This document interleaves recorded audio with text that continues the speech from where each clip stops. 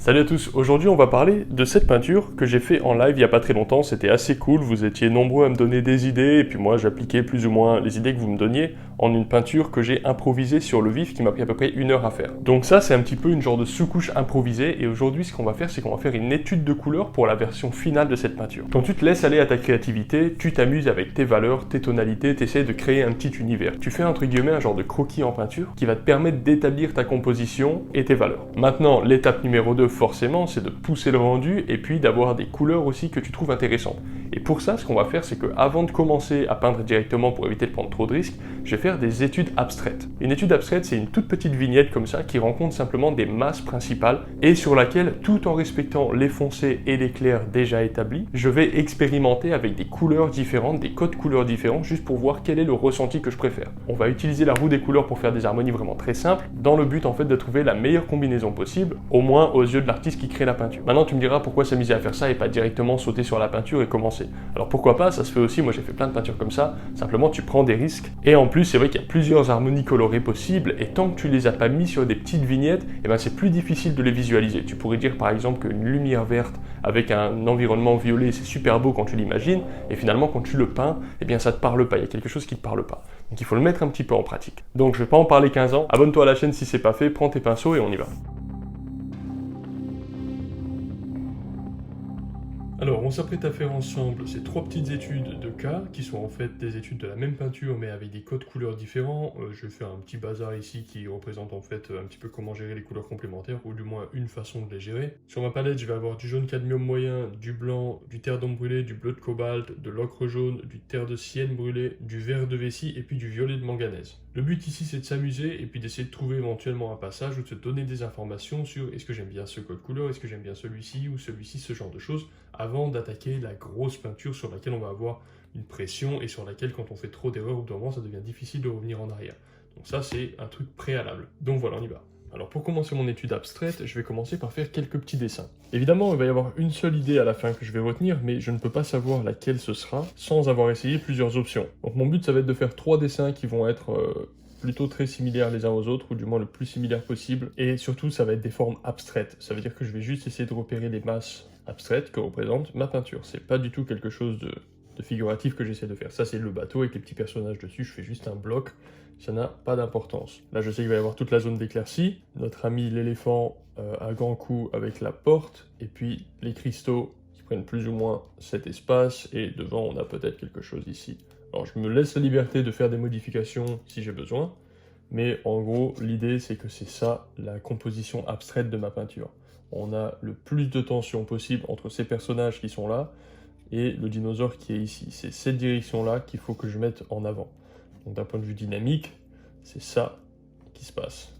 Et éventuellement, un retour sur les statues et ensuite un re-retour sur les personnages pour faire une espèce de boucle dans ma peinture. Donc dans un premier temps, je vais faire un petit peu comme j'ai fait sur la peinture d'hier. Ça veut dire que je vais juste faire un peu un truc tonalisé.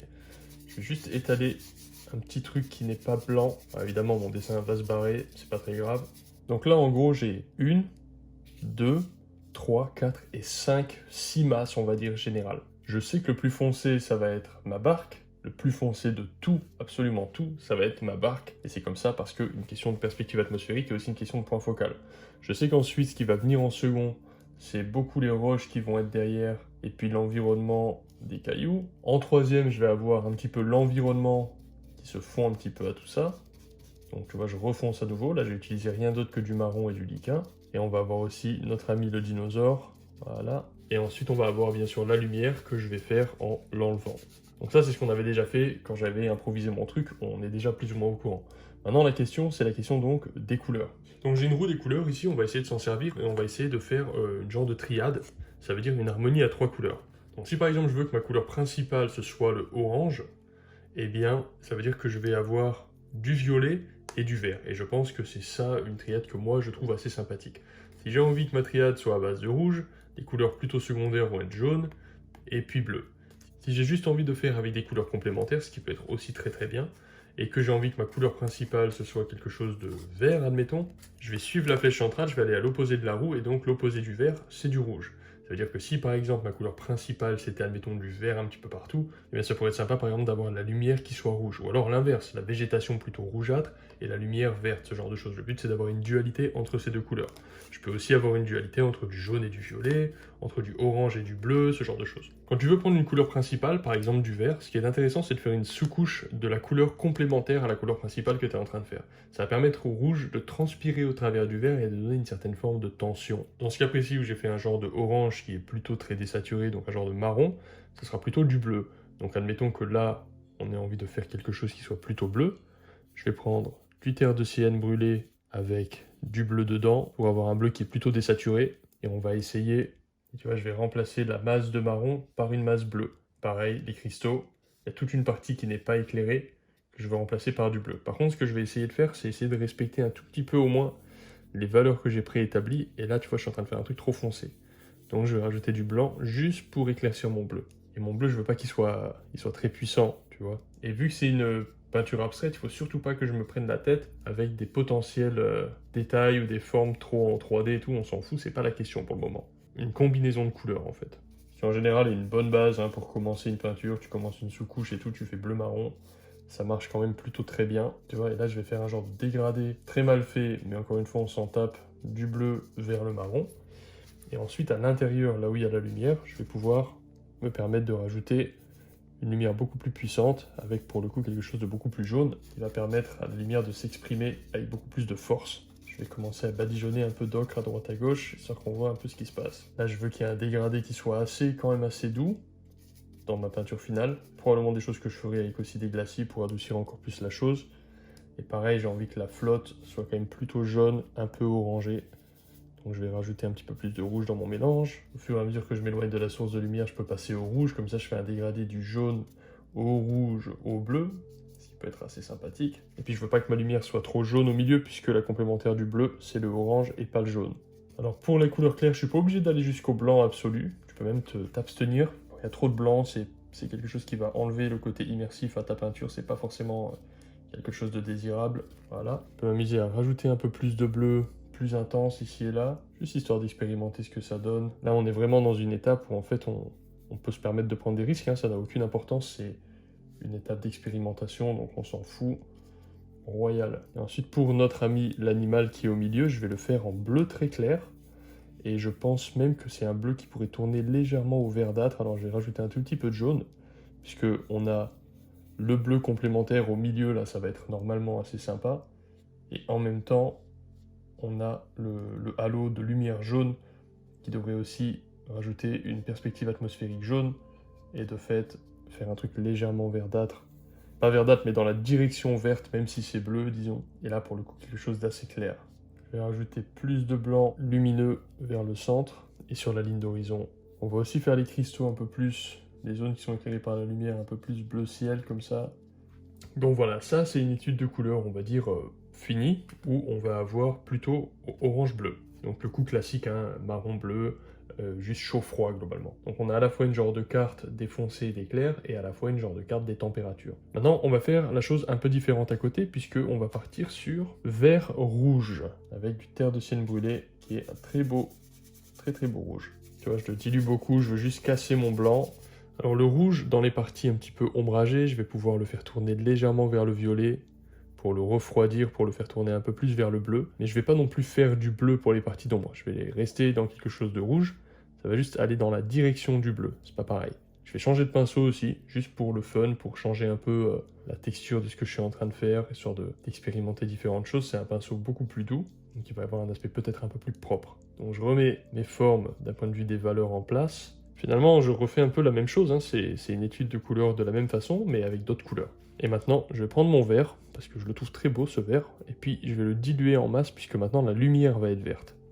Donc maintenant, ça n'a plus rien à voir, ça veut dire que j'utilise du vert pour la zone de clair. C'est-à-dire qu'il faut dissocier quelque chose de lumineux de quelque chose qui est vert, rouge, etc. C'est deux choses différentes. Ce qui compte, c'est que une fois que tu as fait ton plan structurel d'un point de vue de tes valeurs, tes gradations de foncé et de clair, tu les respectes, quelle que soit la couleur que tu vas utiliser après pour t'exprimer. Oh, ça c'est un petit peu froid, je vais rajouter un peu de jaune.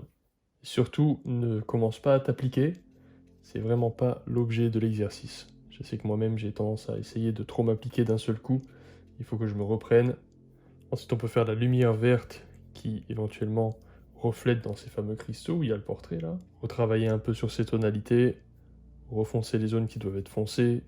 On peut rajouter quelques morceaux de vert un peu plus intenses ici et là, pour de voir ce qui se passe si on rajoute de la puissance. Et c'est vrai que c'est plus joli, je trouve, comme ça. Pour se rapprocher un peu de celui-ci, pour la troisième, on va faire violet-jaune. Je vais juste faire une éclaircie centrale et autour, on va balancer un violet. Alors c'est un peu vif là ce que je suis en train de faire, j'ai conscience de ça, mais on va corriger tout ça après. Encore une fois, c'est pas du tout le genre de truc que je ferais quand je commence une vraie peinture, de faire ça. Mais c'est pas grave, justement, c'est ça qui est intéressant, c'est ce genre de petits exercices. Vu qu'il n'y a pas de pression, on peut aussi découvrir des choses parce que parfois on a des habitudes qu'on pense être les bonnes. Et en fait, c'est pas les bonnes, et en faisant des trucs comme ça, il y a des erreurs heureuses qui nous permettent d'apprendre en réalisant des trucs qu'on n'avait pas réalisés avant. Donc faut pas hésiter à faire preuve d'une certaine franchise, c'est pas un problème. Diffuser un peu tout ce bordel, celui-là c'est un peu raide.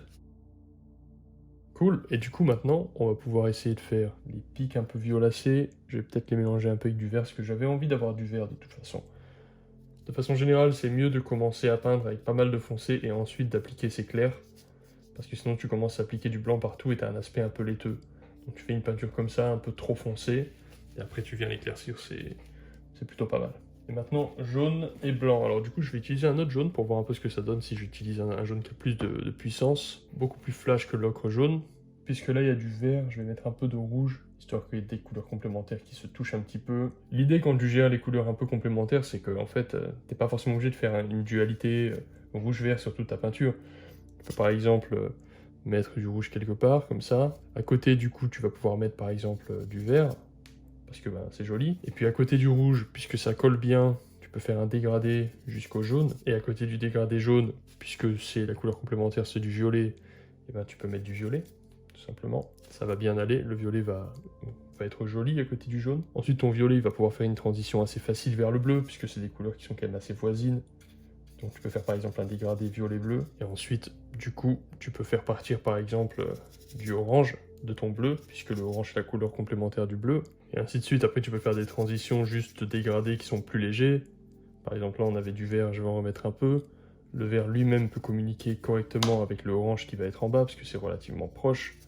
Surtout si tu fais un genre de dégradé comme ça, en fait, tu as une transition douce entre les couleurs. Et tu vois, on pourrait même faire passer un truc un peu rouge ici. Et de cette façon, en fait, tu fais une peinture où tu as des communications qui sont en fait de couleurs complémentaires en couleurs complémentaires, ou alors en utilisant des harmonies qui sont plus proches les unes des autres, en faisant des transitions plus ou moins subtiles. Et ça permet en fait d'utiliser toutes les couleurs de la palette dans une même peinture, sans que ce soit choquant. Évidemment, plus tu veux l'harmonie, plus tu veux faire en sorte que les couleurs se regroupent. Et pour qu'elles se regroupent, en général, ce qui se passe, c'est que c'est leur lien vers le noir et blanc qui les regroupe. Ça veut dire qu'en fait, dès que tu vas partir sur quelque chose de plus désaturé, eh bien, ça va être plus facile d'avoir une harmonie colorimétrique. Je vais me permettre d'essayer de balancer un jaune beaucoup plus vif. Tant qu'il n'y a pas toutes les couleurs qui sont puissantes, c'est ça qui est important. Tu te réserves une ou deux couleurs à laquelle tu vas appliquer une certaine puissance, et ensuite le reste, tu vas lui laisser une certaine désaturation, de façon à ce que ça prenne pas trop d'espace quand on regarde la peinture. Et aussi, c'est ta zone la plus saturée qui va donner en général le point focal. Et tu vois là, ce bleu, typiquement, moi personnellement, je trouve qu'il est largement de trop. Donc en fait, je vais plutôt partir sur un genre de violet désaturé. Pour désaturer du violet, tu mélanges avec sa couleur complémentaire qui est le jaune. Et puis, je vais l'éclaircir beaucoup, parce que ça, c'est extrêmement foncé. C'est aussi trop bleu, pas assez violet. Je vais balancer un petit peu des coups de pinceau de violet désaturé dans le fond pour donner un peu plus de distance. C'est vrai que ce violet, il est un peu flashy, c'est pas très judicieux.